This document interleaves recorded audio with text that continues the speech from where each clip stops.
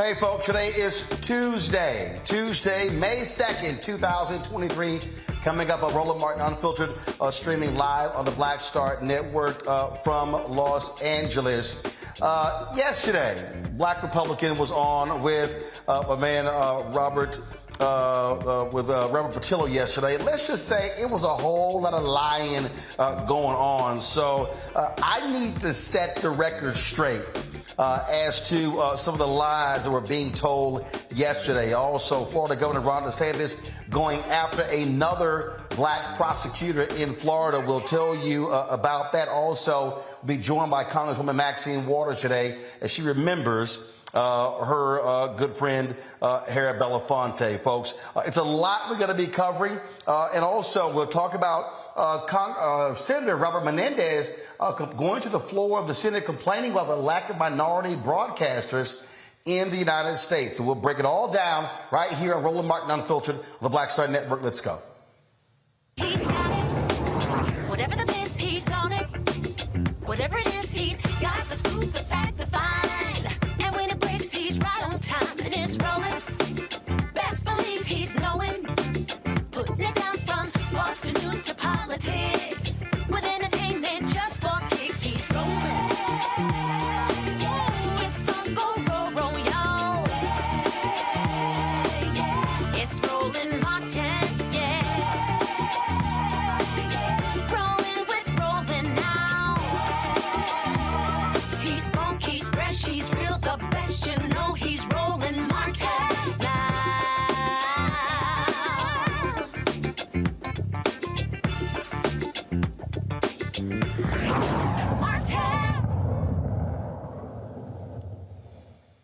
All right, folks, we have told you numerous times how Republicans in this country are using their power when they don't like local officials or local government. We're seeing this Florida, Texas, Georgia, you name it. We're seeing them abuse their power. Well, Florida Governor Ron DeSantis continues to do that, attacking duly elected state prosecutors in that particular state. He's now going after an African-American, Monique Worrell. She said it is indeed a witch hunt where they're trying to remove her from office. She joins us right now from Orlando, Florida. Monique, glad to have you here on Roland Martin Unfiltered. Good evening, Roland. Thank you so much for having me. All right, so what in the world is happening in the Sunshine State? Why is Florida Governor Ron DeSantis trying to strip you of power? There's so much going on. So, he's on this whole anti-wokeness. He says that Florida is where woke comes to die. And the fact that I have recognized the wrongs of our criminal legal system, the fact that in this country we incarcerate more people than anywhere in the world, and here in the state of Florida we do it at a rate higher than the national average, and that we need to start utilizing some smart on crime instead of tough on crime policies. That has absolutely put me on his radar. And there was a mass shooting that took place here in February, and they rushed to judgment to blame that on me so that he could turn the court of public opinion against me. And it has been nonstop ever since. All right. So how are they blaming you for a mass shooting? Well, there was a young man who had a juvenile history. He was 19 years old, and he went on a shooting rampage. 5 people were shot, 3 people were killed. There was no relation to anything that he had done previously. He had a juvenile record for things like car burglary. There was 1 robbery in his juvenile record, but he was not the individual even in possession of the firearm at that time. However, none of those things happened while I was state attorney. Those all happened in prior administrations. The only thing that happened while I was state attorney was a possession of cannabis charge that could not be proven in the state of Florida because in 2019, our governor signed legislation that essentially made hemp legal, and that made it impossible to test the difference between legal hemp and illegal marijuana. So none of the state attorneys across the 20 judicial circuits in the state of Florida prosecute misdemeanor marijuana. But what happened is Senator Scott immediately began calling for my removal and for the removal of any prosecutor who had handled the case of this young man previously, as well as the governor coming out and sending a letter to my office requiring an extensive record production related not only to this individual, but to all of the cases in my office. I'm confused. Didn't the voters didn't they decide they wanted you as their prosecutor?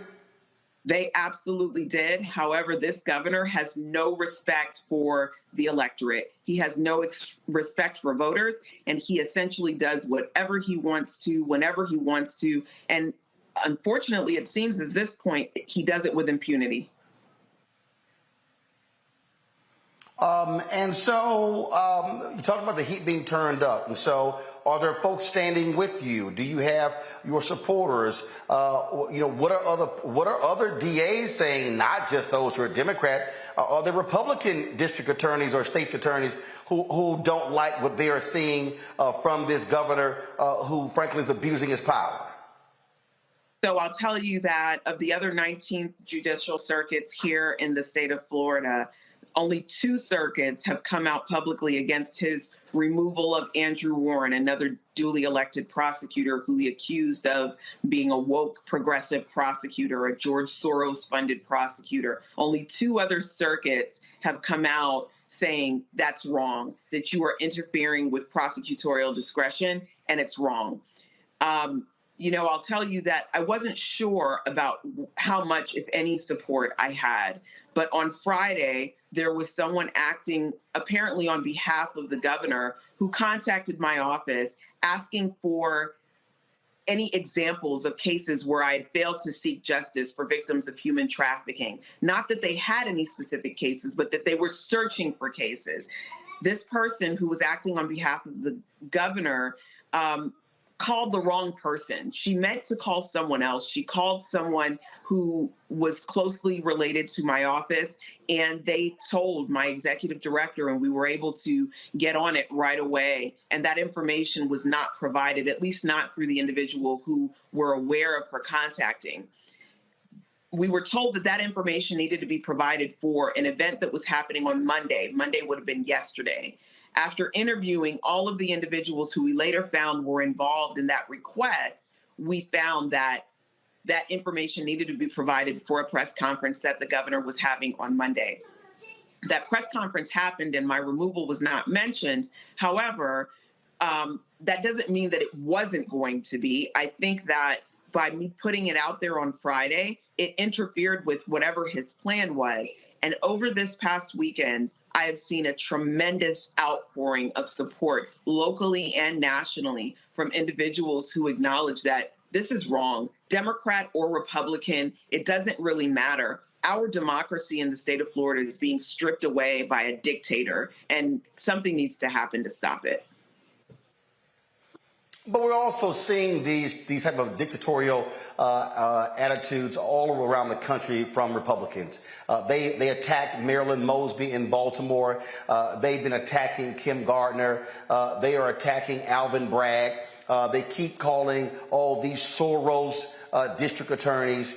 I mean, you've got, the legislature in Texas literally trying to allow the Secretary of State to overturn elections in only one county in the state, Harris County, which has gone blue. And so we literally are seeing this type of behavior across the country from Republicans, but you absolutely are seeing a dictator running around who desperately wants to be president in Ron DeSantis. Yes, that's absolutely right. We're seeing this all over the country, and essentially it is an attack on democracy by moving illegally individuals who have been duly elected to their offices because they have politics that don't align with the Republican leaders. And this is very dangerous. Again, like I've said, our democracy is slipping away. And we have to stand against it. We have to do something against it. If Ron DeSantis were to become president, that would be a very sad day for democracy in this country. And again, for the people who are watching, you are not appointed. You are elected. So what he is saying is, I don't give a damn about the voters who elected her. I want the person doing whatever I want them to do. That's absolutely right, Roland. He has no concern for the electorate. As I mentioned earlier, he's removed Andrew Warren. He's removed a sheriff from South Florida. He's, I believe, removed several school board members. He is removing anyone who is not aligned with his politics. And for that reason, we have elections here. There are certain positions that are appointed. There are other positions that are elected. Mine is an elected position that should not be subject to the removal by the governor unless I am incompetent, drunken, unable to make decisions regarding my job. Those are reasons for removal. Disagreement with my politics is not, but he is utilizing this incompetence part of the statute to say, well, if you don't do things in alignment with the way I think you should do them, then that is grounds for incompetence or negligence of duty. All right, Monique Worrell, look, we appreciate you joining us. Keep up the fight and certainly keep us abreast of what's happening there in your battle with Florida Governor Ron DeSantis. Thank you so much for having me. We are going to continue to fight. Our ancestors fought and died so that we could have the right to fight. And I am well prepared for this fight, and I intend to do so. All right. We appreciate it. Thanks a lot. All right, folks, got to go to a break. We come back. We'll have our panel. We'll talk about this here. We'll also talk about correcting Republican lies. You heard a lot of lies on this show yesterday. I, of course, was attending the George Lopez Celebrity Golf Classic, hosting several events there. And so I am going to show you how yesterday's black Republican guest straight lied, because we have the facts and the CVS long receipts. You're watching Roland Martin Unfiltered on the Black Star Network, live from Los Angeles. Black Star Network is here. Oh, no punch! I'm real revolutionary right now. Thank you for being the voice of Black America. All momentum we have now, we have to keep this going. The video looks phenomenal. See, this difference between Black Star Network and black-owned media and something like CNN. You can't be black-owned media and be scared. It's time to be smart. Bring your eyeballs home. You dig? Hatred on the streets, a horrific scene, a white nationalist rally that descended into deadly violence. White people are losing their damn minds. As an angry pro-Trump mob storms the U.S. Capitol, we've seen shootings. We're about to see the rise of what I call white minority resistance. We have seen white folks in this country who simply cannot tolerate black folks voting. I think what we're seeing is the inevitable result of violent denial. This is part of American history. Every time that people of color have made progress, whether real or symbolic, there has been what Carol Anderson at Emory University calls white rage as a backlash. This is the rise of the Proud Boys and the Boogaloo Boys. America, there's going to be more of this. Here's all the Proud Boys, guys. This country is getting increasingly racist in its behaviors and its attitudes because of the fear of white people. The fear that they're taking our jobs, they're taking our resources, they're taking our women. This is white fear.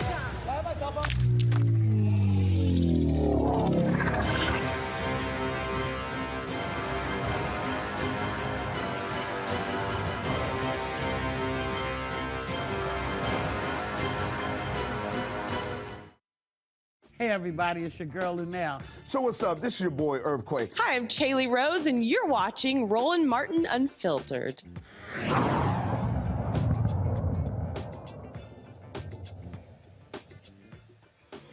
All right, folks, welcome back to Roland Martin Unfiltered here on the Black Star Network. If you're watching on YouTube, hit that like button, folks.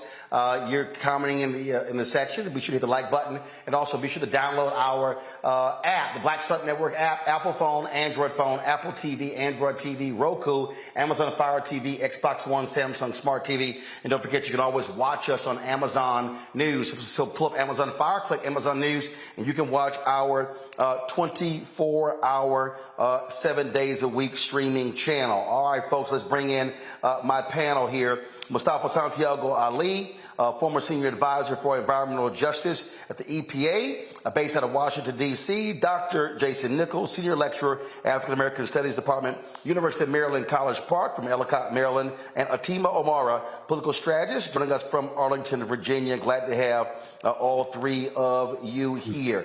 Jason, I'm going to start with you. This is very simple. And that is, I keep warning people in this show. They can play footsie if they want to.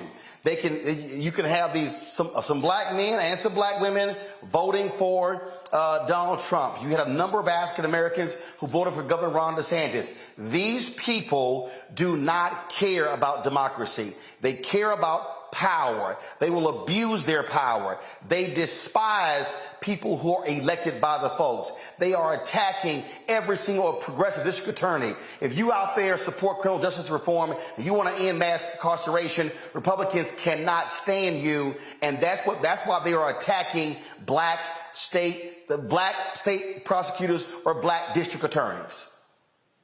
Well, one of the things, Roland, that we've seen is the fact that the Republicans are 100% willing to turn against democracy. They realize they haven't won the popular vote in, it's been 7 out of 8 elections where they've lost the popular vote. So, of course, when you can't win through democracy, of course you turn against it. And that's what we're seeing across the country. We're seeing them celebrating. They are saying directly to black people. So all of my friends there who flirt with the idea that Democrats are so bad, in some ways I agree. But what I will say is that the Republicans are celebrating fewer black people voting. They want to take away black people's votes. We saw what happened in Wisconsin, where that election, a Republican election official, bragged about the fact that 37,000 fewer black people voted.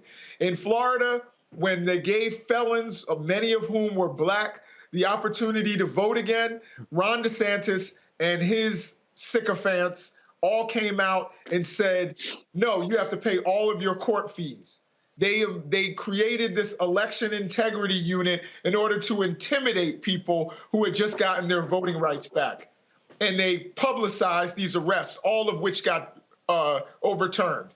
We see what they're trying to do. They're trying to take away these prosecutors, these black prosecutors, who are looking for other ways, and not just the black ones, but they're looking for other ways besides incarceration. Listen, they didn't want to put Donald Trump in cuffs. He didn't have to go. He can do whatever he wants. He can intimidate witnesses with his social media accounts. They won't send him to Rikers Island. But yet somebody shoplifting or somebody stealing a backpack can spend 2 years on Rikers Island awaiting a trial. Tell me how that's a fair system. And it only seems to happen to our people. It only seems to happen to black people. And the people who are trying to step in and say, hey, I want to change this system so that it's more fair and more equitable for all Americans, all of a sudden they're on the chopping block. Whether it's Fani Willis in Georgia, saying that people should be held accountable no matter how powerful or wealthy they are, whether it's this person, whether it's the other person in Florida, and prosecutors across the country, they are trying to get them out. It seems like Republicans have a desire to let wealthy people commit crimes. They get upset about you having more IRS agents and all that. They want wealthy people to be able to commit crime, but they don't want the poor to have equal opportunity. Well, look, I mean, here's the thing that I really need people to understand here, Omar, and I walk folks through this. Team, I keep walking people through this because I'm like, y'all, folk need to understand.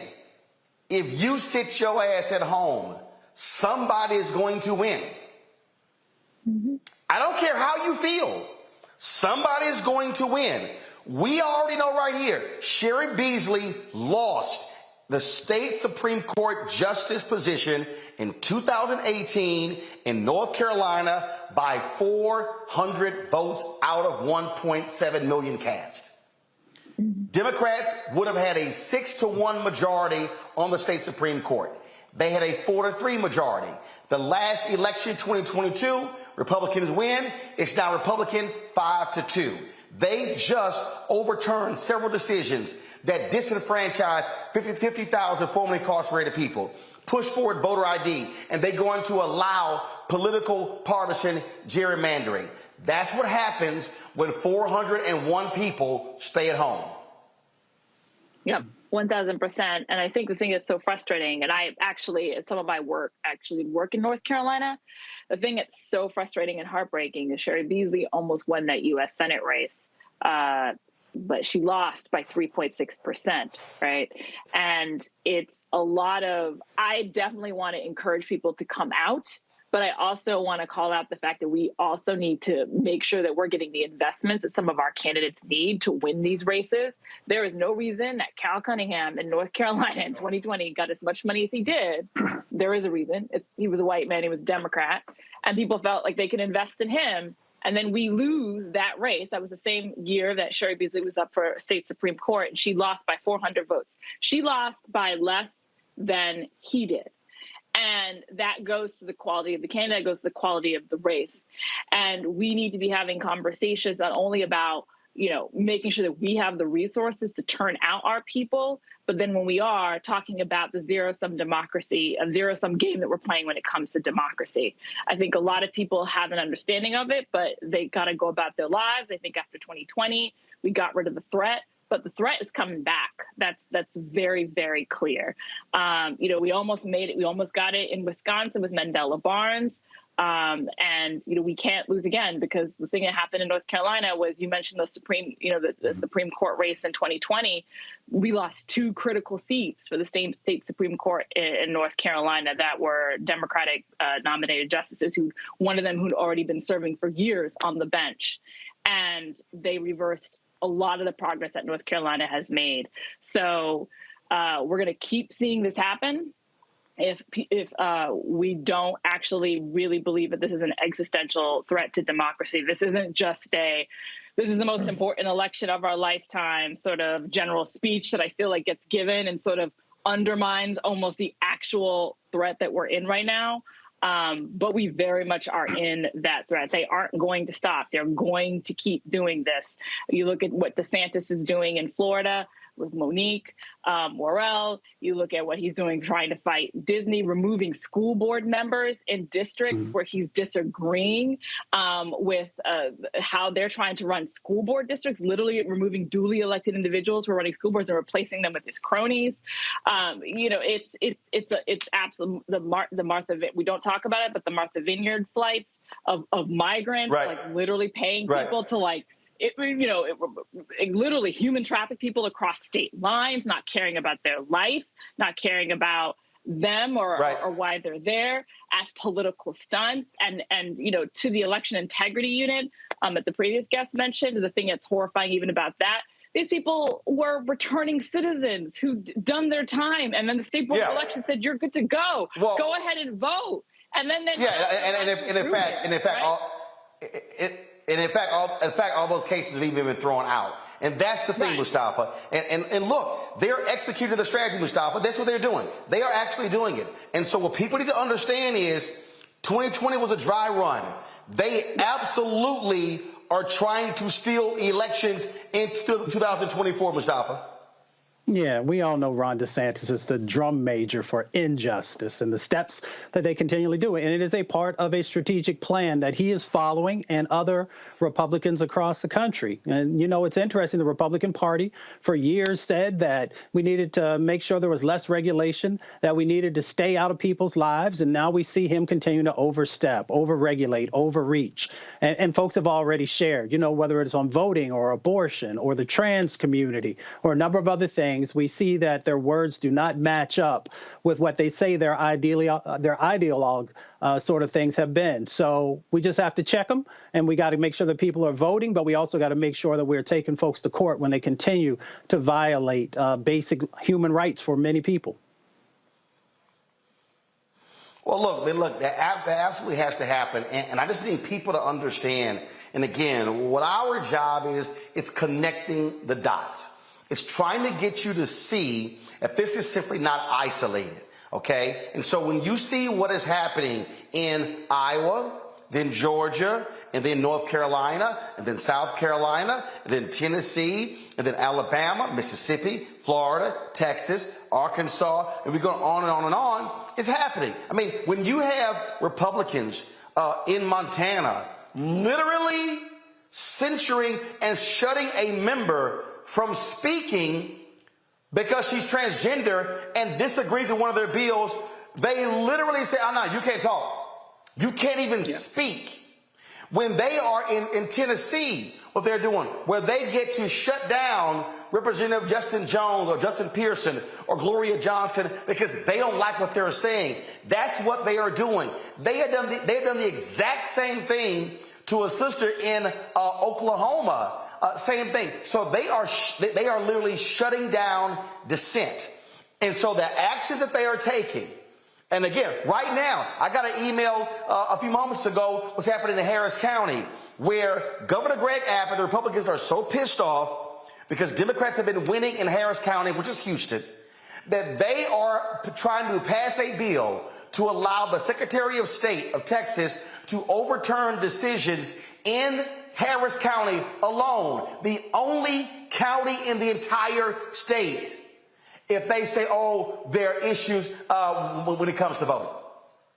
And so for everybody who's watching and listening, I need you to understand, they want the action in North Carolina, disenfranchising 50,000 formerly incarcerated, because they know the election is going to be close next year.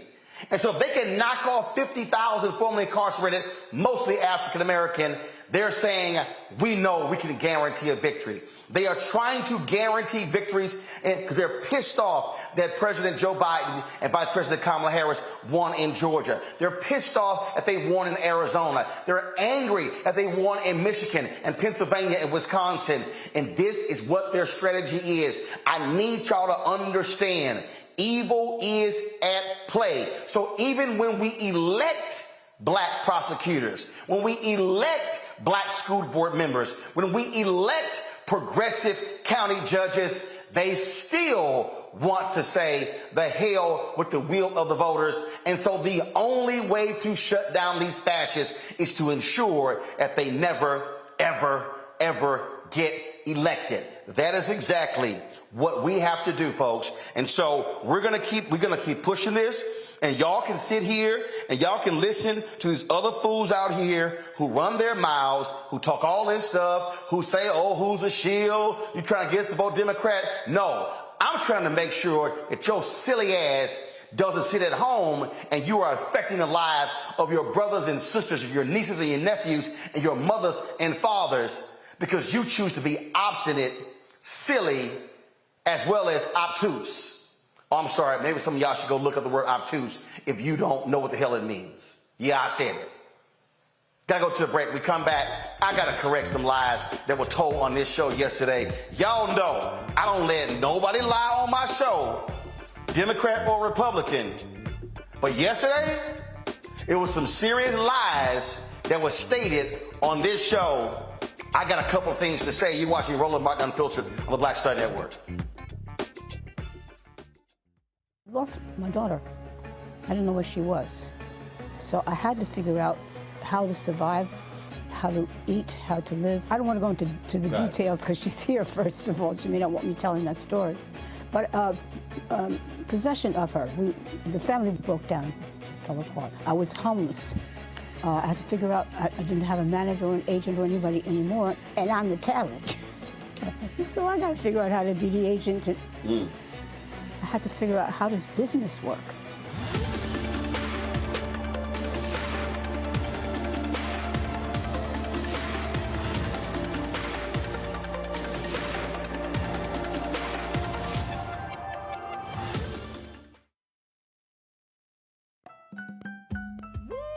We're all impacted by the culture, whether we know it or not. From politics to music and entertainment, it's a huge part of our lives, and we're going to talk about it every day right here on The Culture with me, Faraji Muhammad, only on the Black Star Network.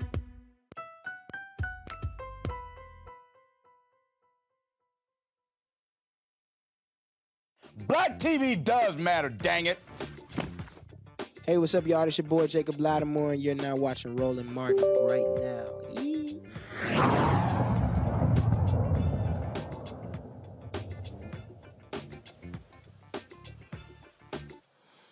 All right, y'all. Last night, Robert Patillo was filling in for me, and he had a guest, Stacey Washington, who goes by Stacey on the right on Twitter. And man, all you heard were a whole bunch of BS talking points. And you heard a whole bunch of lies. And y'all know, I simply cannot allow lies to stand on my show. So press play with some of these lies. Every single thing that we saw during the Trump years isn't something that we would agree with, but it was still better, even including the pandemic years, than what we're going through under the Biden administration. So you named off a number of different things there that you were kind of ping-ponging around. The net effects, if you compare first year to first year of President Biden's administration and Trump's administration, the economies are like two different universes. President Trump oversaw a robust economic... Stop. All right. She first said, if you compare first year to first year, do I need to remind y'all the first year of Trump was after President Obama fixed the economy? Literally, Donald Trump inherited a stock market that had been on the increase, the most consecutive job growth we had more than in decades. All of that, he literally walked in halfway to home plate, and she trying to act like he actually hit a home run. Biden comes in after the mess Donald Trump did when it came to COVID. So you are lying, Stacey Washington, by trying to say comparing first year to first year when the black president handed Donald Trump a very successful economy in America that he got to gloat about. Biden had to clean up the mess on aisle 5, 6, 7, 8, 9, and 10 Donald Trump left. So first lie we just dealt with. Hit play. President Biden crushed our oil and natural gas industry, canceled the Keystone XL pipeline, hit union workers where they hurt because the majority of the Keystone XL pipeline workers were union workers, and then proceeded to enact actual. Okay, here she go lying again. First of all, Biden did not crush the oil and gas industry. That simply did not happen. Okay, in fact, environmentalists, matter of fact, Mustafa, you are one of the preeminent environmentalist experts in the country.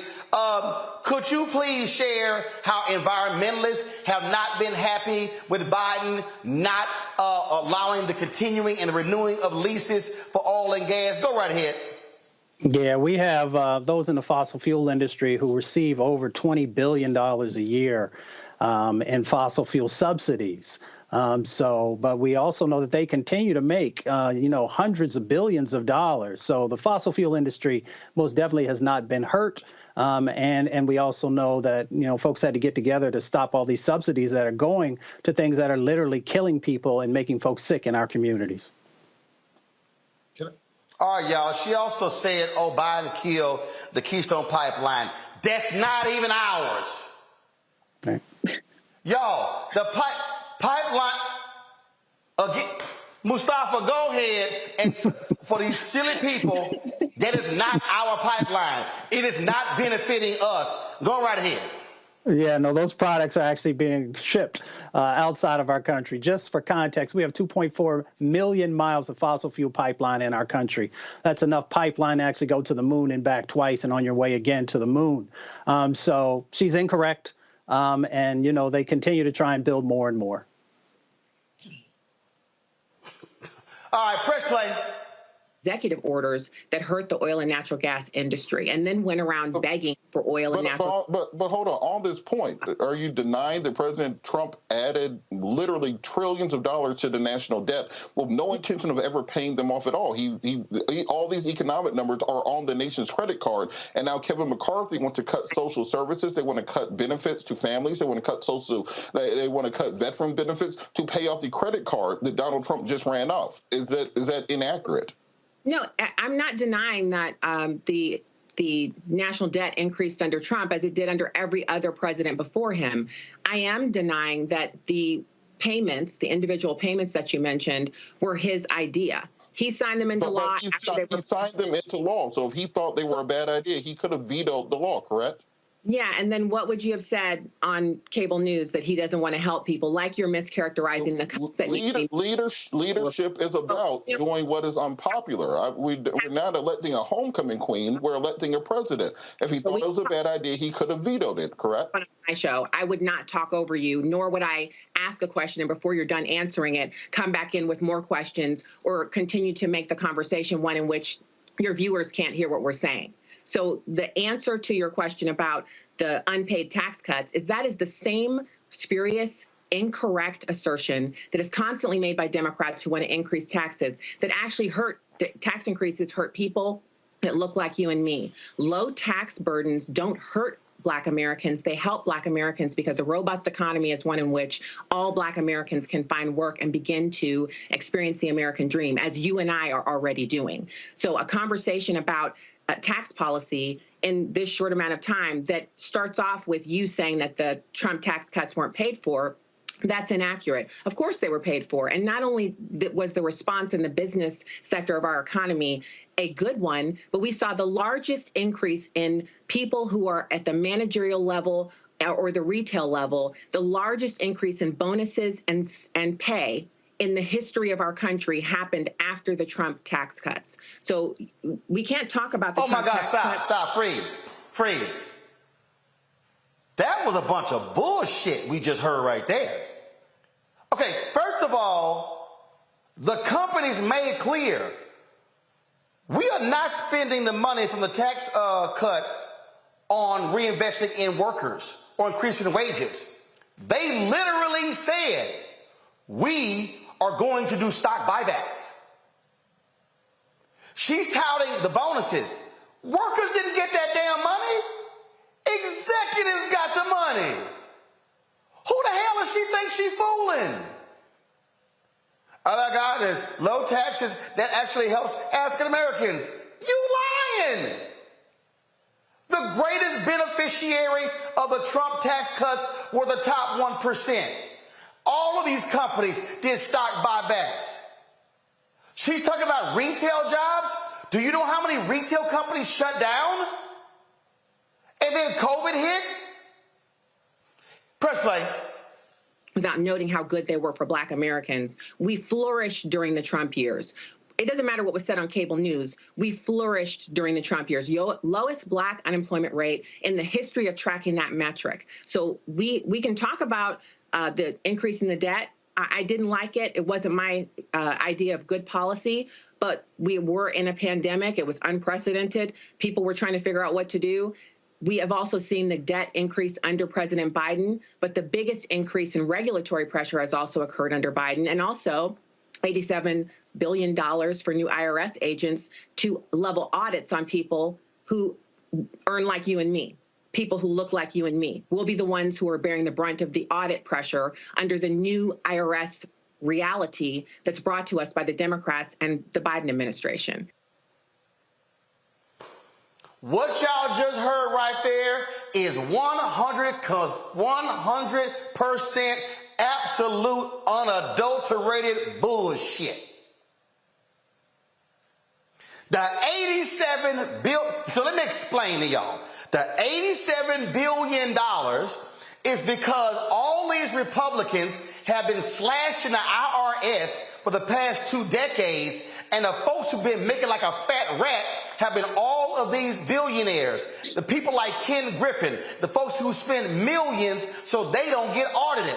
Janet Yellen, the Treasury Secretary, has already said point blank that the new IRS agents and those audits are not going to be for anybody $400,000 or less. So, Stacey, what black folks are you talking about? See, you can try that BS on your show and other places, but you know that crap not gonna fly. You are straight lying, Stacey. You're lying. And the $87 billion is over a decade. Y'all been trying them little scare tactics like that. That's nonsensical. Oh, by the way, in the interview, Stacey kept citing, oh my God, the lowest unemployment rate. The black unemployment rate dropped to 5.3% under Donald Trump. They touted that as, oh my God, that's the lowest ever. Then she was like, hey, things are worse for black people under President Joe Biden. So y'all know what I had to do. I had to call our resident economist, Dr. Bill Spriggs, formerly head of the economics department at Howard University. Guess what, Stacey? Black unemployment under Biden, 5.0, lower than Donald Trump. Here's what Bill Spriggs also told me, Stacey. Stop lying, Stacey. This is what Bill Spriggs said.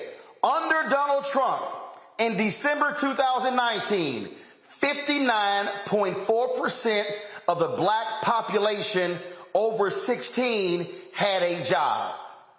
In March 2023, under Biden, 60.9% of black people had a job. He said, neither is a record, but for the first time, Stacey, listen, let me step in closer. Stacey, listen.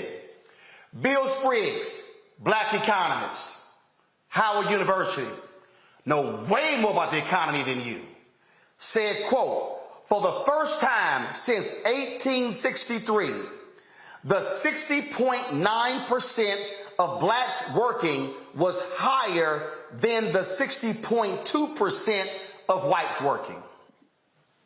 So please, Stacey, please show me how black people were doing better under Donald Trump than they are now. You lying. You lying. You straight lying. Now, y'all, go ahead and play her little comments about inflation. What specifically is Tim Scott's agenda for urban America and economics that would be different than what we have seen in the last 4 years? And then the other one is, you said Trump, and I know Trump did a lot with the opportunity zones, which we saw that there was ramifications with that too. So what specifically have you seen also in urban America and economics that would be different the last 4 years? Okay, so you didn't specify what made you cringe about Senator Scott's announcement video, but I'll go. You did mention the economic part of the platform and the opportunity zones. So right now, under the Biden administration, since he took office after he was elected, we've had an increase in the regulatory burden on average everyday citizens of over $14,000. And this has been tracked using government data on the regulatory burden and how that impacts Americans. So an additional $14,000 a year on every American household because of the additional regulations implemented by the Biden administration. Both Trump and Scott have a low regulatory pressure agenda. So that in and of itself saves Americans money. And then there's also the impact on inflation. When you have high inflation, that money comes right out of the pockets and bank accounts of Americans, regardless of their socioeconomic structure. So if you're on the low end, the pressure is higher for you. So couple that with the regulatory burden, and both of those Republicans that you asked about have a better agenda than the Biden administration. And just as a way of follow-up, because here's the whole deal. So let me deal with that. Okay, that was cute, Stacey. She mentioned opportunity zones. Jason, you're there in Maryland, near Baltimore. I had one of the black pastors who was at the White House with Trump with the announcement of the opportunity zones. He came back months later and said it was an abysmal failure. I specifically asked the Trump administration for the data to show me how black people and people of color benefit from the opportunity zones. There is no data. The fact of the matter is the opportunity zones have not benefited the people who live there and work there. It's benefited the rich developers who actually get the tax breaks. So Senator Tim Scott, they keep touting opportunity zones. They cannot show you how it is having a positive impact on the people, especially the black people who are living and working there. But she also talked about inflation and all of those different things, and later talked about, how things are so much better under Donald Trump. We have sworn testimony before Congress that the greatest impact on inflation has nothing to do with Biden policies, nothing to do with Democratic policies. It has to do with corporate greed. It has to do with companies jacking up their prices, knowing full well the impact. They were bragging on earnings calls. We've never made as much money than we've been making. It was literally the pandemic. It was literally the supply chain. And then it was the companies jacking up prices. The same companies, Jason, that benefited with the tax breaks and did all of the corporate stock buybacks. Those are the facts which Stacey on the right somehow simply evaded her mental capacity to be able to understand. And don't forget those PPE loans too. Yeah, it was frustrating for me to watch that interview because I think Robert was trying to be very polite, and she still got really angry at one point. By the way, I also want to point out, just to add to what Mustafa said, that ExxonMobil in its first quarter this year had record profits of $11 billion. And they have $33 billion cash on hand. That's more than most developed nations. So this idea that somehow Biden has hurt the oil industry, I would love to see when they're not being hurt. You know what I mean? Like they're doing an incredible, job right now. The other thing about wages for black folks in the fourth quarter of last year rose higher than any other demographic.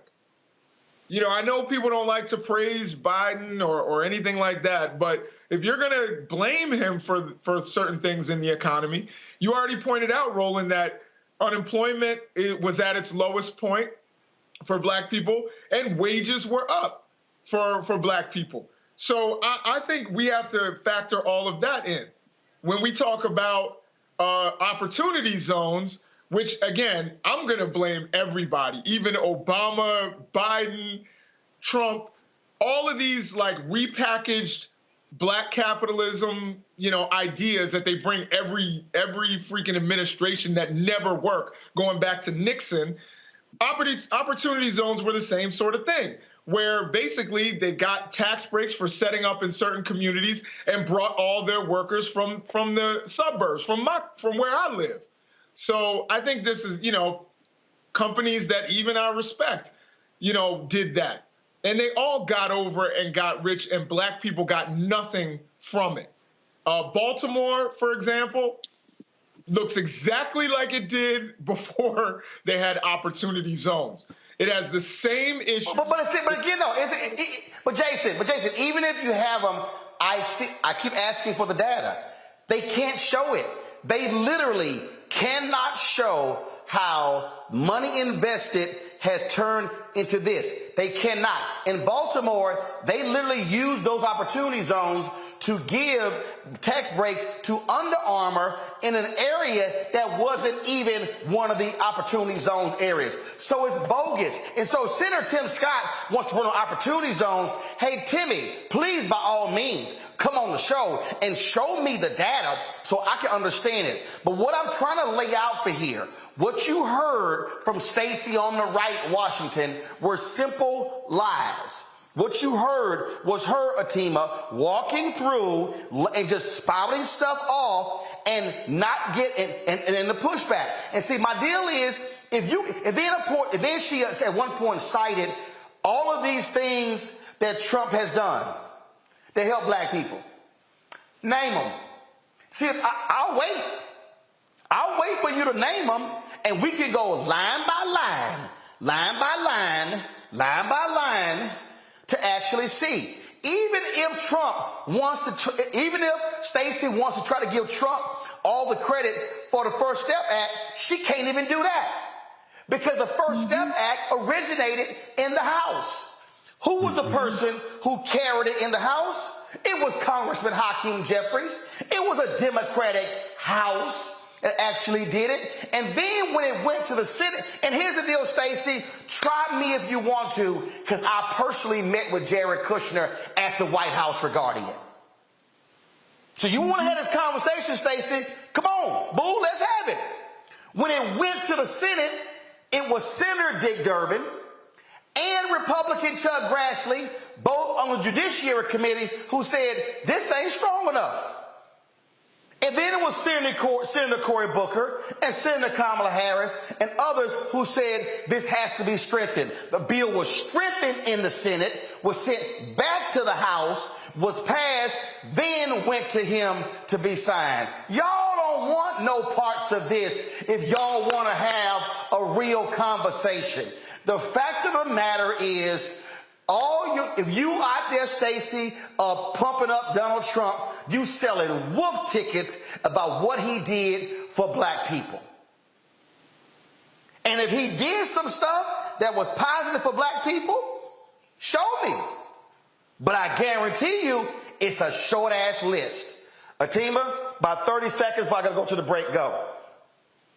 I was just going to say that there was not anything there that I could even pull that was remotely true. And I'm used to dealing with at least some grain of truth in some of these arguments. It's amazing to me, I think, one, because even when she mentioned the pandemic, she's like, oh, it was better under Trump. Now, I remember distinctly him actually just lying about the damage of the pandemic, insisting that we didn't need to wear masks, insisting that everything was just fine. We now have a recording, thanks to, I can't remember which one of the Watergate reporters, I think it was Bob Woodward, who had him say, oh yeah, apparently this thing is really terrible and it could actually kill people. Back in February, because they knew it was coming. He knew how bad it was going to be. He refused to wear a mask. He would insult people in meetings. And then they did a shutdown for a couple of months. And then here's the interesting thing. After that, everybody's like, we got to reopen. We got to reopen. We got to reopen. But you know who got hurt in all of that? The black people on the front line, the black and brown workers on the front line who were at these grocery stores, who were at these restaurants. And, you know, that was the one that struck me the most, because that has harmed so much of our community. Bottom line is, there was a whole bunch of lies. So here's the whole deal, Stacey. If you want to come back and have a real conversation, have it when I'm here.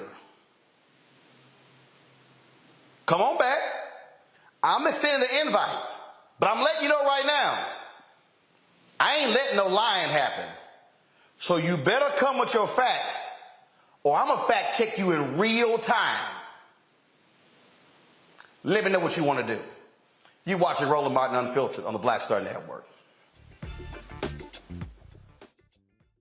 When you talk about blackness and what happens in black culture, we're about covering these things that matter to us, speaking to our issues and concerns. This is a genuine people-powered movement. There's a lot of stuff that we're not getting. You get it, and you spread the word. We wish to plead our own cause.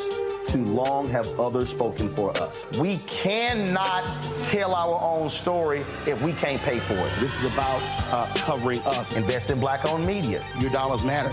We don't have to keep asking them to cover our stuff. So please support us in what we do, folks. We want to hit 2,000 people, $50 this month, raise $100,000. We're behind 100,000, so we want to hit that. Y'all money makes this possible. Check some money orders. Go to P.O. Box 57196, Washington, D.C. 20037-0196. The Cash App is $RM Unfiltered. PayPal is R Martin Unfiltered. Venmo is RM Unfiltered. Zelle is Roland at RolandSMartin.com. On a Next, A Balanced Life with me, Dr. Jackie, we talk about a hard, cold fact. Not all healthcare is created equal in this country, especially if you're a person of color. So many of us, Black families, we rely upon each other heavily. A lot of us aren't necessarily sure how to best communicate with our healthcare providers. How to take charge and balance the scales.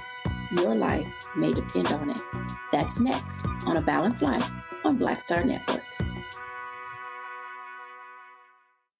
Hi, this is Essence Atkins. Hey, I'm Deion Cole from Blackish. Hey, everybody, this is your man, Fred Hammond, and you're watching Roland Martin, my man, Unfiltered. See?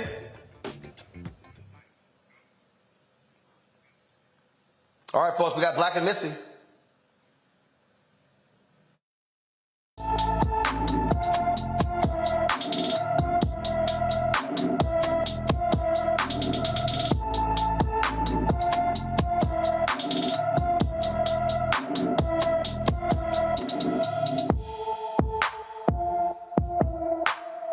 Trinity King left her Miami Gardens, Florida home on April 19th and has not been seen since. The 15-year-old is 5 feet 2 inches tall, weighs 120 pounds, with black hair and brown eyes. Anyone with information about Trinity King should call the Miami-Dade, Florida Police Department at 305-476-5423, 305-476-5423. All right, folks, Carolyn Bryant Donham, of course, the white racist woman whose lies led to the lynching of Emmett Till, she died. Okay, I'm sure Satan greeted her with open arms in hell. So this newspaper, the Yazoo Herald, had the audacity to write an editorial. Now, mind you, this is in a city that is 75% black. It's called The Pursuit of Donham Finally Over. They basically called out people who were trying to demand justice for her, even saying that, oh, she lived the last years of her life essentially in hiding, and the only thing that stopped all of this was her death. Mustafa, I recall there being a 100-year-old former Nazi soldier who lived in the United States, and the Jewish folks who were trying to prosecute anybody involved with the Holocaust hauled his ass into jail, hauled him into court, convicted him, and he got deported. They didn't give a damn that he was 100 years old. So I'm just curious. Basically, what this editorial is saying is, black folks, we should just back off justice. Let's not make a big thing out of this. It was just a little wrong to keep pursuing her, even though her racist ass is the reason Emmett Till was lynched. That's right. She took Emmett's life. She was the main thrust in him losing his life. And I give props to my Jewish brothers and sisters who don't give an inch and who continue to pursue those who have played a role, in the injustices and the Holocaust that happened. And we should do the exact same thing. If someone takes a life in our community, it doesn't matter if they are 100 or if they are 18, that we should utilize all of our ability to make sure that they are brought to justice. It's just that simple. But if folks continue to devalue our lives, then they bring that into the overall analysis of some of these situations that are going on. Because we've seen elders in our community who have gone to jail when others have been given parole. So we just need to keep it real. And all we have ever asked for is for there to be an equalness in the justice system inside of our country. Atima, is white folks today who still want to chase down anybody and everybody involved in 9/11? Oh, but we got to move on. Yeah. Well, I think the thing that's interesting, and I was thinking about the case of Byron Della Beckwith, who murdered Medgar Evers. And I thought, isn't it funny? We were able to put this white man in jail, rightfully. He was much older at the time. By the time they got him, he got off the first time. And then by the second time, when he was prosecuted in the 90s by Doug Jones, who's the attorney on that case, who became the U.S. Senator of Alabama. By the time he was prosecuted, he was a much older man. We put him in jail. It really struck me that we can never land it with Carolyn Donham Bryant, given all of the testimony and the eyewitness accounts. And the only thing that I can think about it is, to the end, this woman was able to get away with it because we protected white womanhood, which was the premise, right, on what these men did on her lie. It's protecting white womanhood. It's a tenet of white supremacy. And to the end, she was able to escape capture because white people who support her, white supremacists, white racist ideology, holds up somebody like Carolyn Donham Bryant and what she said, and that even in the end, even though it's very clear that her words were the ones that directly led to his lynching, that we still can't do what's right. Jason, this is a 75% black city. Every black person in that town should say, don't buy that trash newspaper ever again until they apologize and take that crap down. Yeah, agreed. It's a 75% black city, but who has 75% of the power? I'm not so sure that black people do. Obviously, I doubt that was written by a black person. I doubt that was approved by a black editor. I doubt that the people who own that newspaper or that publication are black. So I think one of the things we need to recognize is, of course, they will benefit off of black dollars. Do not subscribe to that publication. Do not read it. Do not share it. Even though we see it here and we're making people aware of it, don't share it. Don't allow advertisers to advertise with it. If you know an advertiser there then, you know, tell that advertiser, make it known that you do not support what just happened, because this can't just fly. We just can't let things like this happen. And Carolyn Bryant is not here to be accountable, but that newspaper that put that headline, they can be held accountable. Right.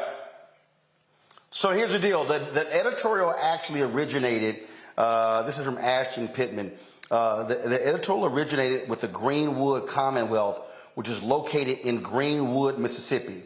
Greenwood, Mississippi is 72% black. And so that's where it originated. The Yazoo Herald,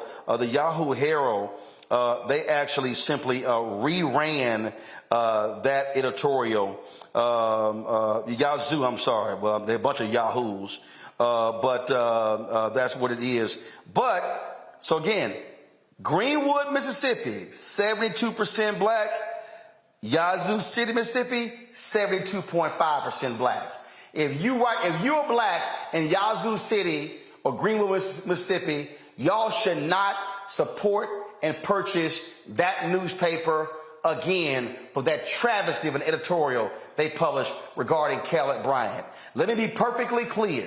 Is there white racists out there? Every single open case involving a lynching of somebody black was domestic terrorism and murder, and we should be chasing those folks to the end of the earth to hold them accountable. Damn forgiveness, damn leniency. I'ma act like just like the folks who are Jewish. I don't care if that Nazi's 105 years old. Throw their ass in jail for what they actually were involved with. That should be the same position we have when it comes to the people who went after and destroyed and killed our ancestors. We'll be back on Roland Martin Unfiltered on the Black Star Network.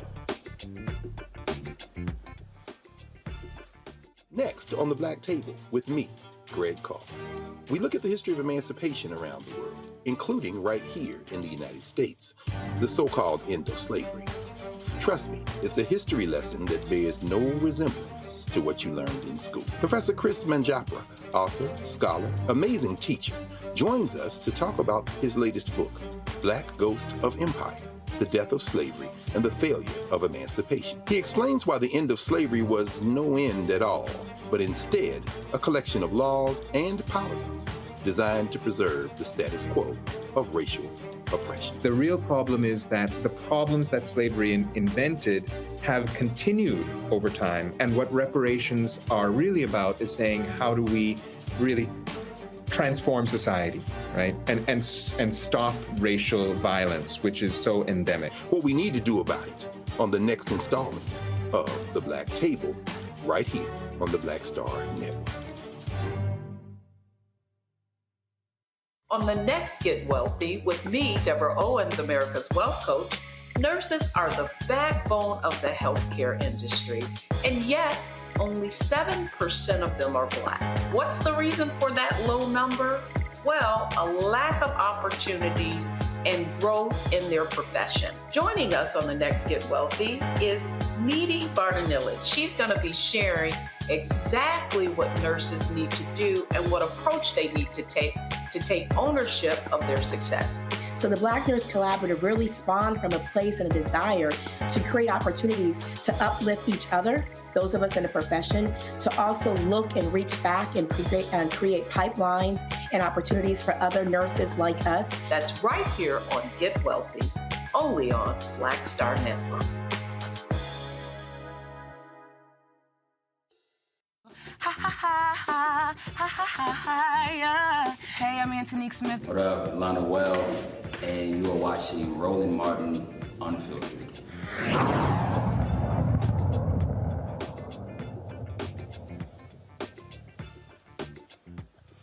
All right, folks, we've often talked about the need for diverse-owned media for blacks, for African Americans, Latinos, Asians, and others to be owning media, especially those in the public airwaves. Sue Kim, Standard General, they're still trying to close this deal down to acquire a group of TV stations owned by Tegna.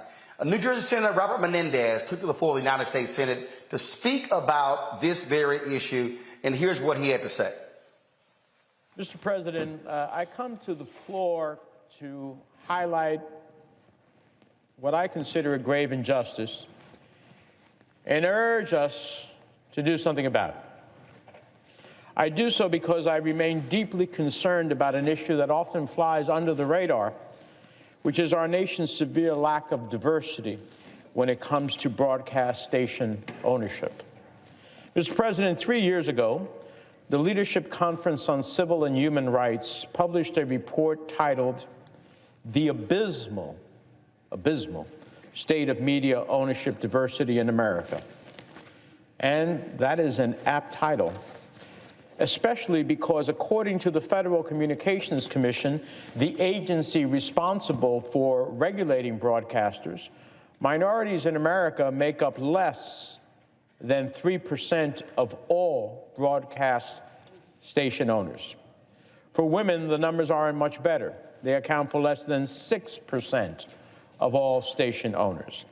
So, Mr. President, these abysmal figures from the FCC, consistently in the single digits, are unacceptable. They are an affront to the incredible diversity that makes America the exceptional nation that it is. And simply put, we do ourselves an enormous disservice when the vast majority of TV and radio stations in America are predominantly owned by white men. This lack of diversity in broadcasting is a problem that materially affects the people I represent in New Jersey. Even as trusted sources of local news continue to be decimated, broadcast media stations play a crucial role in educating the public. They are an invaluable source of information, a safe harbor, particularly for minority communities, at a time when new consumers continue to be bombarded with misinformation and disinformation. Very often, speaking in one element of the Hispanic community, radio is what the community turns to in the case of an emergency. During the pandemic, it's where they turn to get trusted information about how to take care of themselves and their families. In storms, tornadoes, hurricanes, they are the preferred entity. So all of us have in this chamber a duty to be responsible stewards of the public airwaves. And we do this by ensuring that the ownership of stations reflects the audiences that they reach.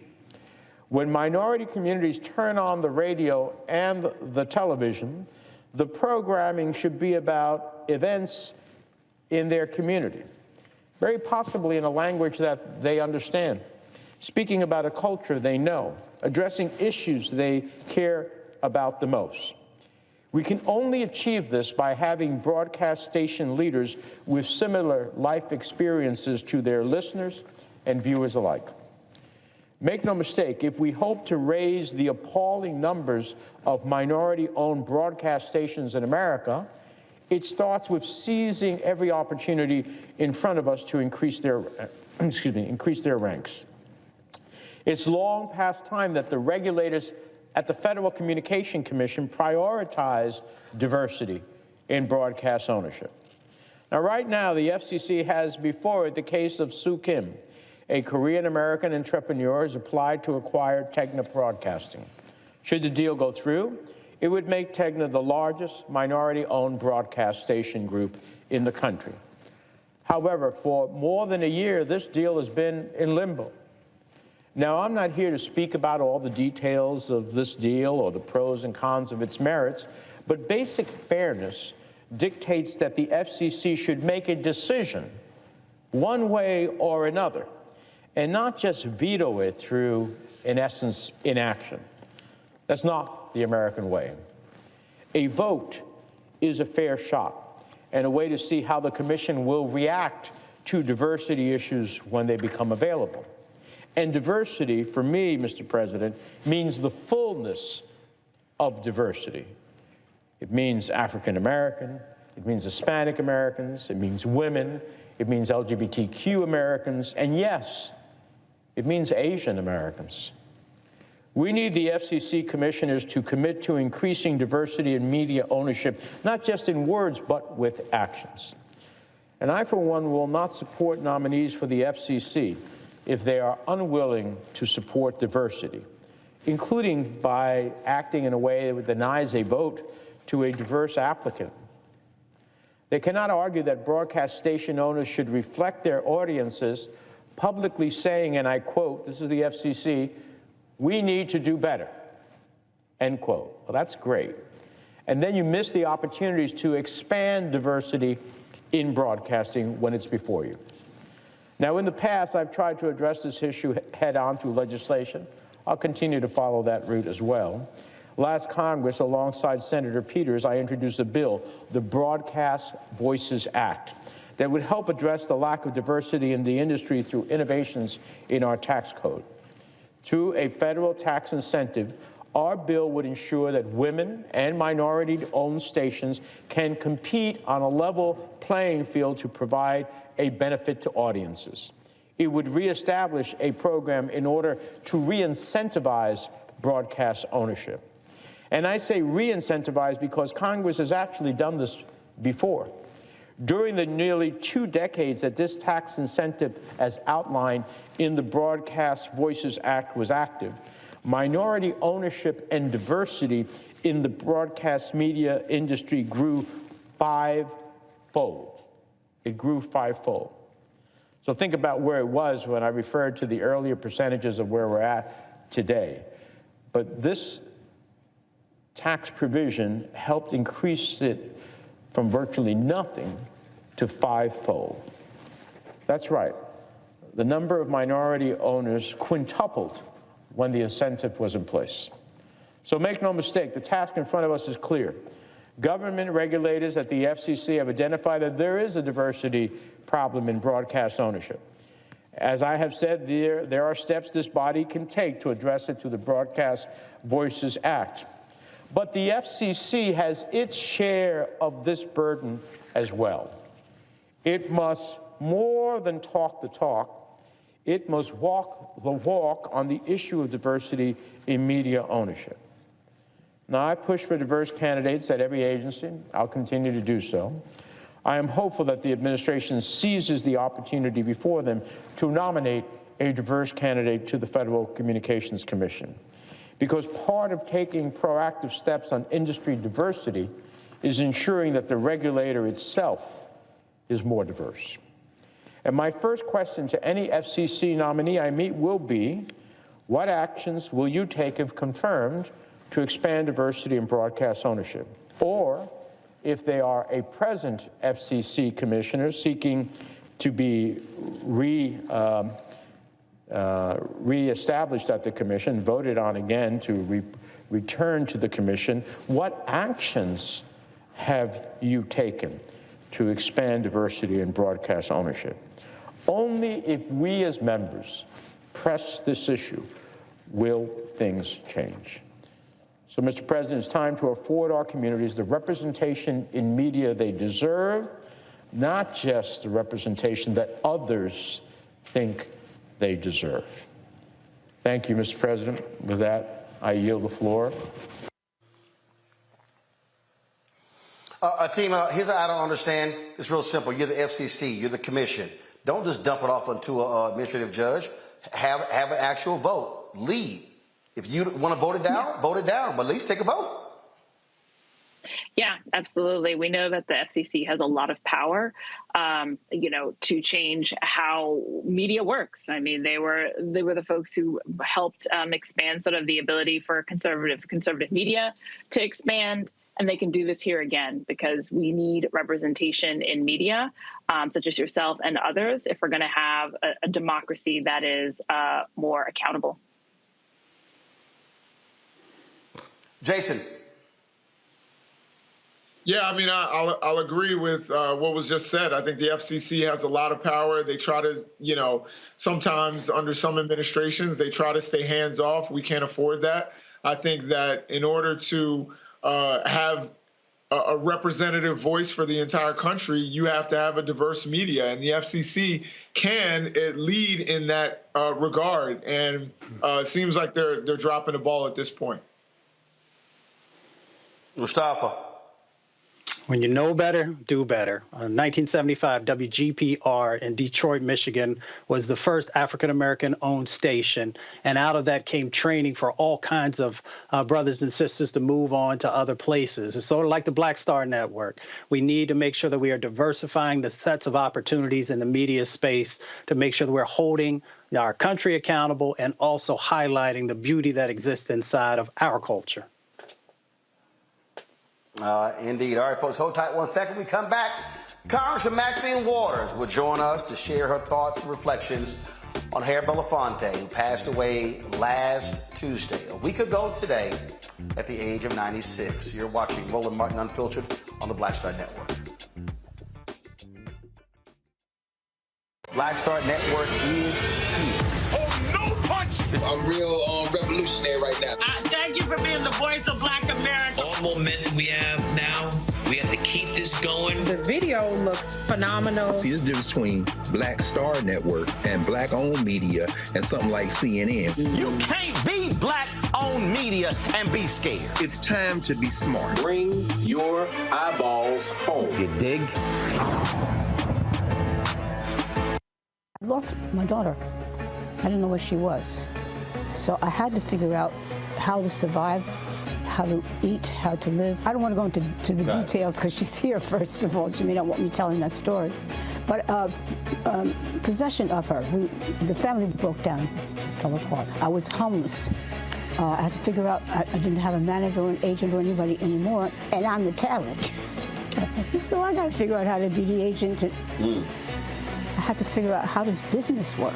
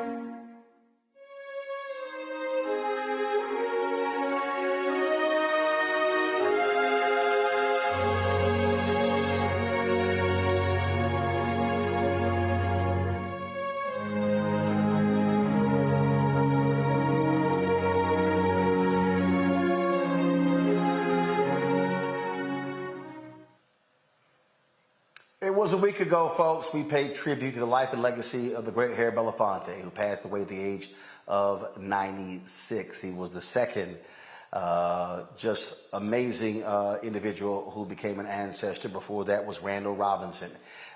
When he passed away, Congresswoman Maxine Waters joined us to share her thoughts and reflections on Randall Robinson, and she is with us today to share her thoughts about Harry Belafonte. Congresswoman, always glad to have you back. Good to see you at the African American Mayors Association conference there in Washington, D.C. Just your thoughts and reflections on the amazing Harry Belafonte. Well, first of all, let me say to you, Roland Martin, thank you for having the wisdom and the ability to document the work of our heroes. This isn't done in the white media, but you do not miss the opportunity to make sure people understand these contributions. You're absolutely right about Randall. You know, I went to St. Kitts. I could not stay here. I had to go. We had worked so closely together on so many issues, including South Africa and the banana issue in the Caribbean, and on and on and on. I was on that board of Trans-Africa where I worked closely with him.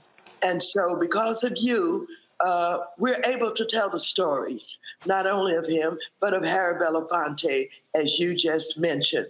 Harry Belafonte was a superstar.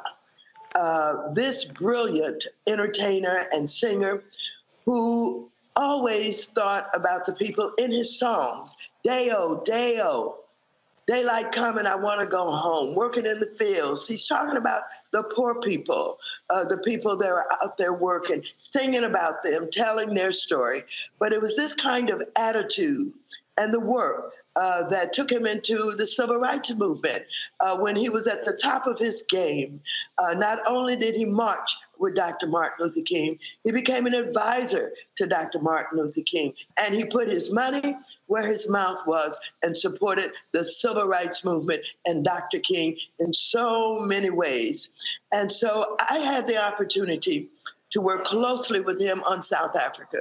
We worked together not only to help get rid of apartheid in South Africa, working very closely with Nelson Mandela, but of course, when Nelson Mandela was released from prison, we worked together to bring him into the United States, and we put together the program for him in the Los Angeles area. And I think Belafonte probably was with him when he traveled to New York and maybe some other places. But we did a huge... Oh, he was. In fact, Mr. B actually, he writes about it in his book. He was responsible for the entire U.S. schedule. And there were a lot of people who wanted to meet with Mandela, and it was Belafonte who either said yay or nay. Well, I want to tell you, he was a forceful human being. But, you know, to be as popular and as wealthy and as well-known and as loved as he was, he took time for the civil rights movement. He didn't just say, I have made it. I am everything that anybody who wished to be popular and wealthy and all of that could be. He loved the work of Dr. Martin Luther King. He loved Dr. Martin Luther King, and he worked with him. He advised him. He looked after him. He did everything that he possibly could. And he felt the same way about Nelson Mandela. Nelson Mandela had given his life to getting rid of apartheid in South Africa, served the time in prison. Belafonte was there, visited him when he was in prison, working with him, with the ANC, working with him to confront, you know, apartheid in South Africa, bringing him into the United States where we could all thank him for his contributions and celebrate him. I don't know if any human being could have done more than he did. As a matter of fact, he did more, because do you know he became the mentor for Kaepernick? And it was he that called me about Kaepernick and asked me about a conversation that we had had at an ACLU event where he wanted to get together and do something with the Black Caucus that never really happened. But even in his later years, here he was working with Kaepernick and giving him the kind of support that Kaepernick did not receive enough of from throughout our communities. So I'm pleased to be here with you today to honor him. Yes. Yep. A lot of people, Congresswoman, may not understand the dire food issues that took place on the continent in the late 70s, 80s, and 90s. It was Belafonte who came up with the idea for We Are the World, who spent time in Ethiopia, in those countries, and also lobbying, pushing Congress to do more to help the poor. He was someone who was focused and fixated on helping the poorest of the poor in this country and in this world. Absolutely, and you're absolutely right. There were times when he let members of Congress know that he thought they weren't doing enough. And members of the Black Caucus even, he did not hold back. He challenged and he pushed and he spoke his mind. You know, he was very outspoken and he spoke his mind, and he was not only, you know, looking out for the poor and organizing and all of that, he was pushing others that they should be doing more.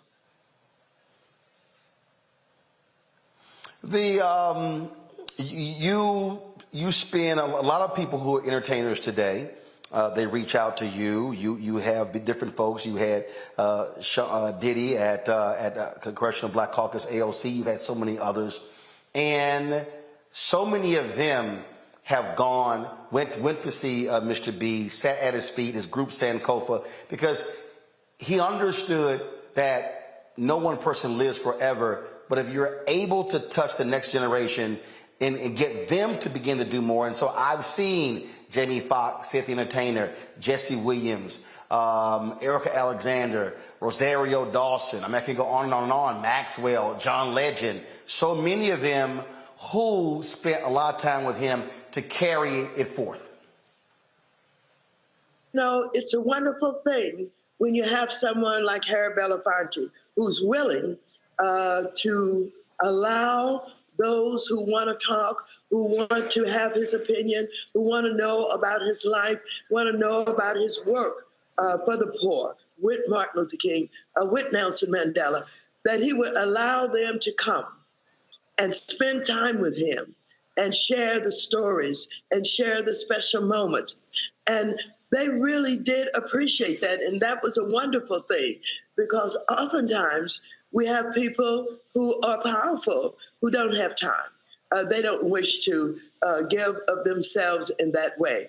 But he became, the man of wisdom who was willing to share and to advise and to support. And that's why I mentioned Kaepernick, because Kaepernick was not getting all of the support that he needed. But Harry Belafonte embraced him and worked with him and mentored him in ways that I'm sure he will talk about for the rest of his life. He'll know because Harry Belafonte absolutely played an important part in his life at a very special time. Well, Congresswoman, it's always a pleasure to have you. We appreciate all the work you do. And let me say, for the folks who are watching, who understand you're one of the biggest folks out there fighting on behalf of black-owned media to make sure that we get federal advertising contracts and things along those lines. Because again, if we're not telling our story, we sure as can't hope and depend somebody else do it. That's why we've got to have black-owned media. So we appreciate all the work that you've done on behalf of those of us who are trying to make it happen every day.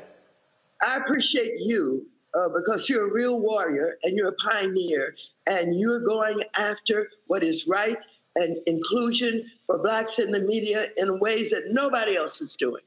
You're not afraid. You're making the fight, and I appreciate that, and thank you so very much. All right, thanks so much. I appreciate it. Folks, going to a break. We'll be right back. I'm Roland Martin, Unfiltered, the Black Star Network. Don't forget YouTube. Hit that like button. Same thing, Facebook or the OTT app as well. Speaking of the OTT app, download the Black Star Network app. We got 1 million subscribers on our YouTube channel. We need 1 million downloads of the Black Star Network app. We're available on all platforms: Apple phone, Android phone, Apple TV, Android TV, Roku, Amazon Fire TV, Xbox One, Samsung Smart TV. You can also watch us on 24 hours, 7-day-a-week streaming channel on Amazon News. If you click Amazon Fire, you click Amazon News, you can check out the 24-hour streaming channel. If you want to watch this show and the other shows and the specials that we have and the docuseries, all of that stuff is on our streaming channel. Also, support my book, White Fear, How the Browning of America is Making White Folks Lose Their Minds. Available bookstores nationwide, Amazon, Barnes & Noble, Target. Download a copy on Audible as well. We'll be right back.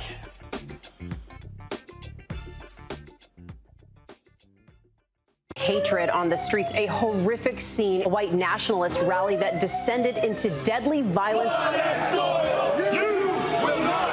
White people are losing their damn minds. As an angry pro-Trump mob storms the U.S. Capitol, we've seen shooting. We're about to see the rise of what I call white minority resistance.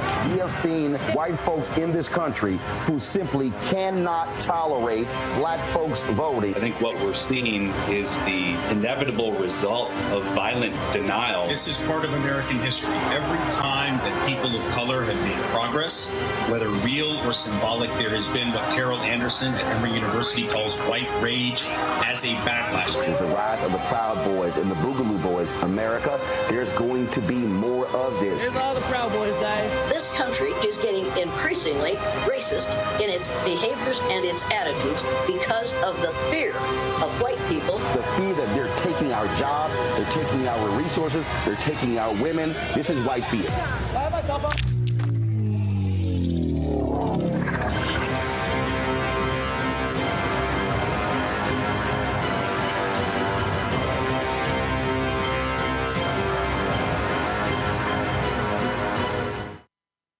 On a next, A Balanced Life with me, Dr. Jackie, we talk about a hard, cold fact. Not all healthcare is created equal in this country, especially if you're a person of color. So many of us, Black families, we rely upon each other heavily. A lot of us aren't necessarily sure how to best communicate with our healthcare providers. How to take charge and balance the scales. Your life may depend on it.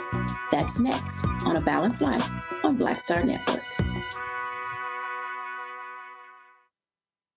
How y'all doing? It's your favorite funny girl, Amanda Seals. Hi, I'm Anthony Brown from Anthony Brown and Group Therapy. What up, Lana Well, and you are watching Roland Martin Unfiltered.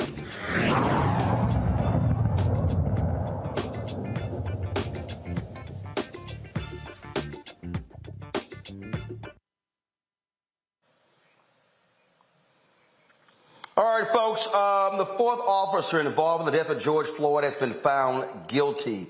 A jury convicted Tu Thao of aiding and abetting manslaughter in the May 2020 incident.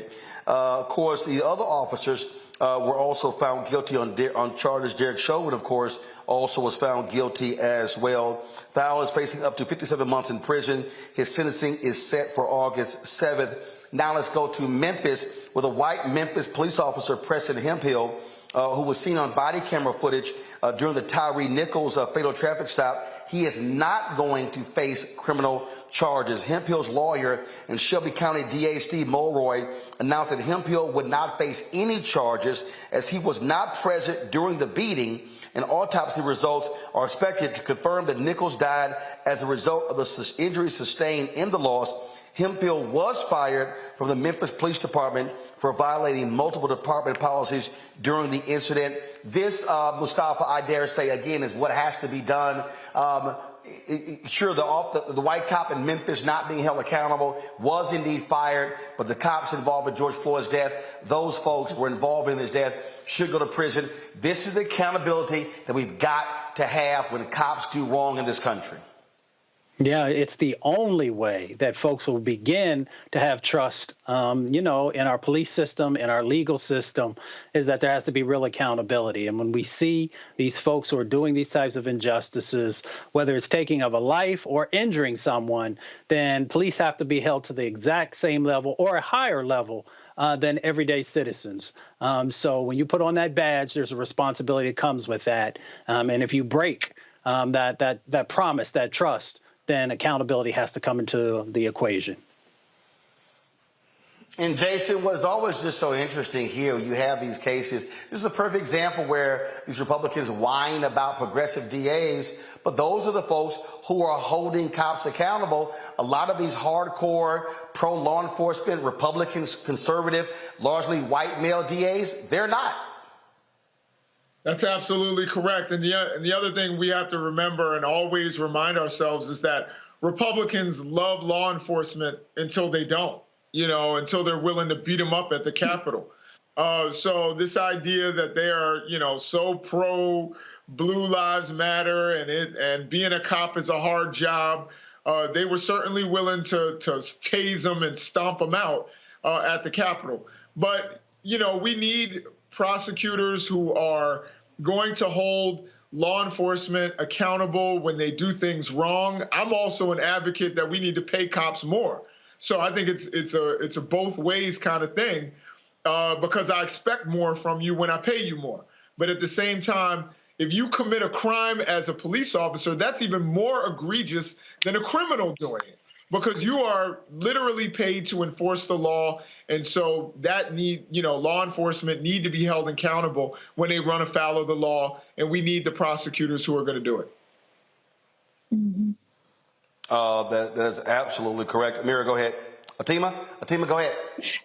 Yeah, I was just going to say that 1,000% agree with that. And I would go, I would definitely say I differ on the issue of paying police more, but I definitely think they need to be held more accountable and, not just electing, progressive prosecutors, but also looking at who's your sheriff in these communities. If you have elections, who are your, handling, those are the people who oversee your jails. So actually really understanding how the criminal legal system works in your community, how people are treated in jails, how people are brought through the legal system, how to reform it. And that is something that people can do in most cases by voting. And until Ferguson, most people weren't even aware or paid attention to what was happening with the, as you said, the district attorneys, Commonwealth attorneys in their areas. So elections here definitely matter.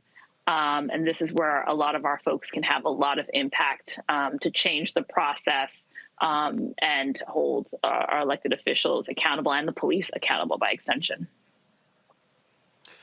Folks, New York Mayor Eric Adams is going after Republican Texas Governor Greg Abbott, saying, why is he targeting black mayors with his immigrant bus trips? That's right.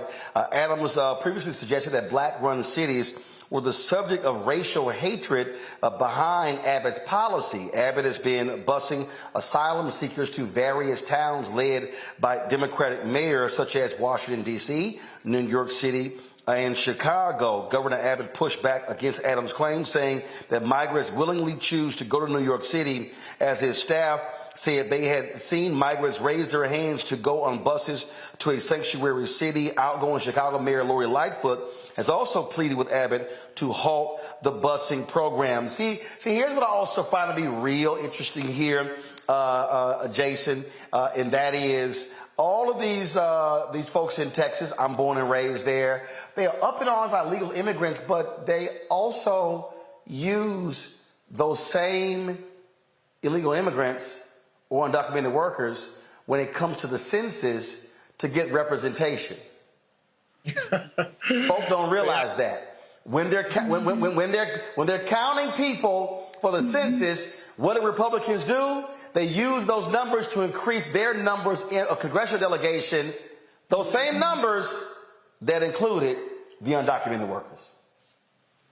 Let me be clear, I'm not drawing a one-to-one, but I mean, that's kind of what they did with slavery, in terms of getting representation. That's how you have the three-fifths compromise, is when you don't recognize somebody and their rights and many things like that, you still want them to give you representation so you can, do other things politically. So we've seen that. And one of the things that I will say is Lori Lightfoot, for all of, the things that people criticize her for, she is absolutely right in what she said, is that these people are being loaded on buses, not given medical treatment. Some of them are sexual assault victims. They are not given any treatment in Texas. They just load you on a bus when people actually need help immediately. But they don't try to do any of that and then try to say, well, you're a sanctuary city, and all these ridiculous claims that they make. And again, this is, oftentimes similar to the reverse freedom rides that we saw in the 60s, where they were sending people to, Cape Cod because they wanted to get at, the elites and the Kennedys and all of that. They were trying to do the same thing, sending them to Cape Cod and Hyannisport. So this is a repeat of what we've seen in the past when they took people from the South and they put them in communities. So Mayor Adams, I don't know if they're directly targeting black mayors, but it certainly does not look good what they're doing. They're not supporting human rights and immigrant rights. Of course not, team, and that's simply the game that they play. And they're going to continue playing that game. And, what's sad is in Texas, in the midterm, 75% of young voters didn't even vote in the election. And these folks, people like Greg Abbott, Dan Patrick, they're still in power. Yeah. And I mean, I've always said Texas is not a red state. It is a voter suppression state. And they are working really hard to make it impossible. They've taken away so many different, the voter ID, all of these things in place. I think they even took away the ability when you used to just be able to just vote a straight ticket. They took that away because they realized people were using that to just vote all the way down for Democrats in the state. They got real scared after Ted Cruz almost lost, and they don't even like Ted Cruz all that much. And so, Texas can change. Absolutely. I believe the numbers are there in the cities, which are primarily a lot of black and brown voters, a lot of white liberals. But yeah, I mean, it's only going to get changed through elections and really continuing the fight. I know there's a lot of good folks doing that work on the ground, but what Abbott is going to continue to do is to traffic these individuals as political points for him, maybe not in a presidential run in 24, but something eventually.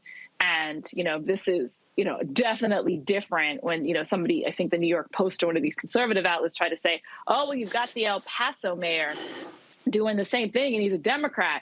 And El Paso mayor was actually calling the mayors. He was coordinating. He was trying to get services for these people, making sure that they were okay when they gone on these buses, and then saying, where do you want to go, and getting them connected to these places. Abbott's not sending any calls. He's not taking care of these people. He's just trafficking them across lines to make a political point. Oh, that's what they are very good at. All right, folks, got to go to a break. We come back. Our marketplace segment right here, Roland Martin Unfiltered on the Black Star Network. When you talk about blackness and what happens in black culture, we're about covering these things that matter to us, speaking to our issues and concerns. This is a genuine people-powered movement. There's a lot of stuff that we're not getting. You get it, and you spread the word. We wish to plead our own cause.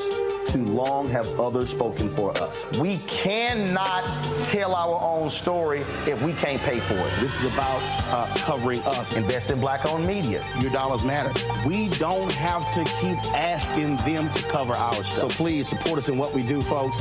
We want to hit 2,000 people, $50 this month, raise $100,000. We're behind 100,000, so we want to hit that. Y'all money makes this possible.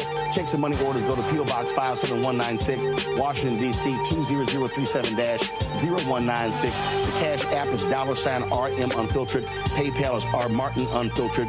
Venmo is RM Unfiltered. Zelle is roland@rolandsmartin.com. Hi, I'm Dr. Jackie Hood Martin, and I have a question for you. Ever feel as if your life is teetering and the weight and pressure of the world is consistently on your shoulders? Well, let me tell you, living a balanced life isn't easy. Join me each Tuesday on Black Star Network for A Balanced Life with Dr. Jackie. We'll laugh together, cry together, pull ourselves together, and cheer each other on. So join me for new shows each Tuesday on Black Star Network, A Balanced Life with Dr. Jackie.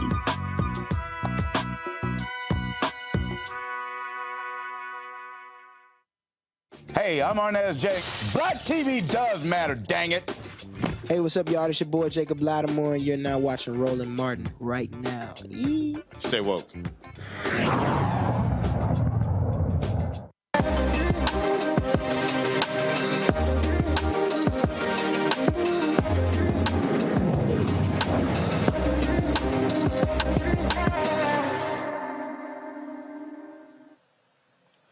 All right, folks, the mother's quest to create some unique looks for her daughter has now led to an international business. Danielle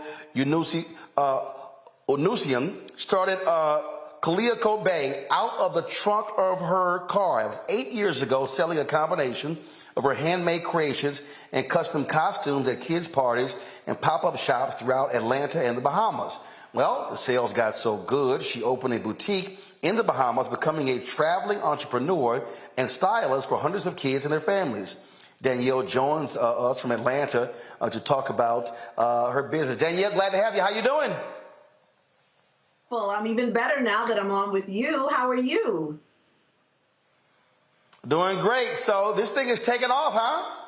Yes, I mean, it's exciting. You know, the main thing about this, Roland, is I'm a native of the Bahamas. Whoop, whoop. 242 in the house. Okay, and this has just been an exciting venture. We needed this type of styling. We needed this type of service. I found a niche in the Bahamas, but soon after it took off, we discovered that there were so many people in the United States who also need and desire for their kids to look immaculate for every possible occasion, whether it's birthdays, christenings, you name it, any occasion. We do everything at Calico Bay. And so we decided to bring a piece of paradise over to the United States. And so we are now ready to serve anywhere that USPS ships. So you say they're costumes. What are the costumes for? Is it for different parties and functions? Oh, absolutely. So I do custom costuming. So let's just say your kid is into Peppa Pig. Then Peppa Pig it is. We do a full head to toe ensemble, all custom made by myself. If they're into Star Wars, The Mandalorian, whatever it is that your kid desires, you can have a custom costume made specifically for your child by myself and my team. That's what we specialize in, Roland, just giving kids a unique outlet. Also, not boxing them in. Many kids desire to have the traditional garb that we wore when we were growing up. But there are kids now that want to wear their church dress with high-top sneakers. We don't want to box them in. We're here to embrace every child and to make dressing an absolute fantastic experience for your kids. Oh, that's pretty cool there. And so you started there in the Bahamas, and so what did happen? Did other people begin to hear, and it was part of the problem that that they just when you go into these stores and you're seeing superheroes and stuff like that, I mean, it's sort of limiting. And so how did word begin to spread?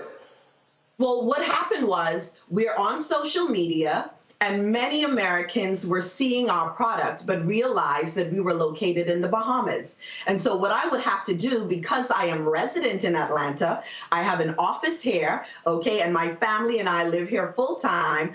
As you mentioned earlier, I'm a traveling stylist, so the boutique is in the Bahamas. However, they weren't able to access these items as readily as they would have wanted to. And so what I ended up doing was having to ensure that I could give access. So now that the word has spread on social media, they're like, listen, we want to be able to buy these things. We want it at our fingertips. So hence we relaunched our website at www.calicobay.com, Calico with a K, and I'm sure they'll put it up on the screen for you. And so now anyone in the United States is able to shop our fashions and access my custom styling for kids of all ages. Questions from the panel. Atima, you first. Well, I think this is a quite amazing product. Where are you? Where are sort of you like widely available? How can folks essentially order from you? And yeah, basically. Sure. So right now you can jump on our website. It's www.calico, that's Kalico, BAY, kids.com. You can jump on our website and see some of our amazing offerings for boys and girls. We service kids of all ages. We have just recently launched. So if you don't see your kid's size, stay connected because we're constantly updating. We're very new to the U.S., and so we're adding new items constantly. But we are based in Atlanta right now, and we do have a boutique in the Bahamas. So finally, yes, all of my American sisters and brothers, you are able to access our product finally by just hitting up our website. And if you need to reach me for any custom styling services, I am available. Hit us up in the DMs. We can make magic happen. We are servicing red carpets, film, TV, anything you need styling for kids for, we provide those services. Mustafa. Yeah, well, Danielle, congratulations. Your line is fire, and I mean that 100%. I have to ask the question. I've spent some time at Junkanoo, so I'm curious. The color palette that you're using reminds me so much of the time that I've spent there. So can you talk a little bit about how this came about? Well, how Calico Bay came about, or the colors that you use. Well, definitely the colors are inspired from back home in the Bahamas. We are a colorful people. We are celebrating 50 years of independence this year, and so this is a massive year for our country. But we are a colorful people, and you can see that in our product offering. And I think that's a huge part of what draws people to our line. We're not scared to use color. We're bold. We're exciting. We combine prints and patterns that you've never seen before on kids. Gone are the days of the plain gray pinstripe suit. Gone are the days of just simple, pastel dresses in one color. We're mixing colors. We're mixing patterns. We're making it funky and fun. And so a huge inspiration, definitely home. The Bahamas, definitely.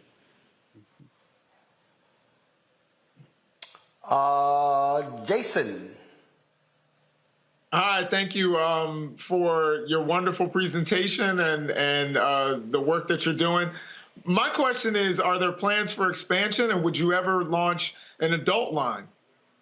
Well, that's a great question. I consider this in itself being expansion, especially moving from the Bahamas and now offering into the U.S. But as of now, I am styling adults every single day. Moms, full-on families, men, whoever. The styling, the styling itself is not just limited to kids here at Calico Bay, because as you know, we service kids, but our dads say, listen, where's my bow tie? Where's my pocket square? You can grab those online. We have our 4.5-inch bow tie that is perfect for adults, as well as lapel pins. So outside of that, clothing, we can absolutely do a custom styling session. All of that is available for you. Simply hit me up. My styling page on Instagram is stylist_Danielle Divine, and that's on Instagram. And of course, if you're not able to reach me there, you can absolutely just hit us up on our website and go into the comments page and get in touch with me.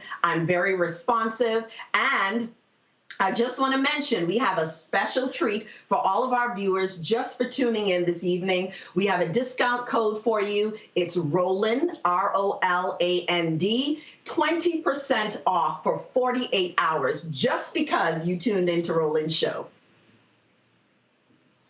All right, then. We certainly appreciate it. Thank you so very much for joining us, Danielle, and good luck. Thank you so much. It was a pleasure. All right, thanks a bunch. Let me thank Atima, Jason, and Mustafa for being with me. I appreciate it. Thanks a lot. Folks, that is it for me. I was here in L.A. for the George Lopez Celebrity Golf Classic. In a moment, I'm about to tape the podcast with my man Bill Bellamy. I'll be back in studio tomorrow, and so look forward to seeing y'all there. Don't forget to support us in what we do. Join up. First of all, download our app, Apple phone, Android phone, Apple TV, Android TV, Roku, Amazon Fire TV, Xbox One, Samsung Smart TV. Join our Bring the Funk fan club. Your dollars make it possible for us to do what we do. Send check and money orders to P.O. Box 57196, Washington, D.C., 20037-0196. Cash App, $RM Unfiltered. PayPal, R Martin Unfiltered. Venmo is RM Unfiltered. Zelle, Roland at RolandSMartin.com. Roland at RolandMartinUnfiltered.com. And be sure to get a copy of my book, White Fear, How the Browning of America is Making White Folks Lose Their Minds. Available at bookstores nationwide. Amazon, Barnes & Noble, Target. You can also download a copy on Audible. Folks, that's it. I'll see y'all tomorrow right here, Roland Martin Unfiltered on the Black Star Network. Holla! Folks, Black Star Network is here. Hold no punches! I'm real revolutionary right now. Black power. Support this man, Black Media. He makes sure that our stories are told. Thank you for being the voice of Black America, Roland. Stay black. I love y'all. All momentum we have now, we have to keep this going. The video looks phenomenal. See, this difference between Black Star Network and Black-owned media and something like CNN. You can't be Black-owned media and be scared. It's time to be smart. Bring your eyeballs home. You dig? Pull up a chair. Take your seat. The Black Tape with me, Dr. Greg Carr, here on the Black Star Network. Every week, we'll take a deeper dive into the world we're living in. Join the conversation only on the Black Star Network. Hi, I'm Dr. Jackie Hood Martin, and I have a question for you. Ever feel as if your life is teetering and the weight and pressure of the world is consistently on your shoulders? Well, let me tell you, living a balanced life isn't easy. Join me each Tuesday on Black Star Network for A Balanced Life with Dr. Jackie. We're all impacted by the culture, whether we know it or not. From politics to music and entertainment, it's a huge part of our lives, and we're going to talk about it every day right here on The Culture with me, Faraji Muhammad, only on the Black Star Network. I'm Deborah Owens, America's Wealth Coach, and my new show, Get Wealthy, focuses on the things that your financial advisor and bank isn't telling you, but you absolutely need to know. So watch Get Wealthy on the Black Star Network.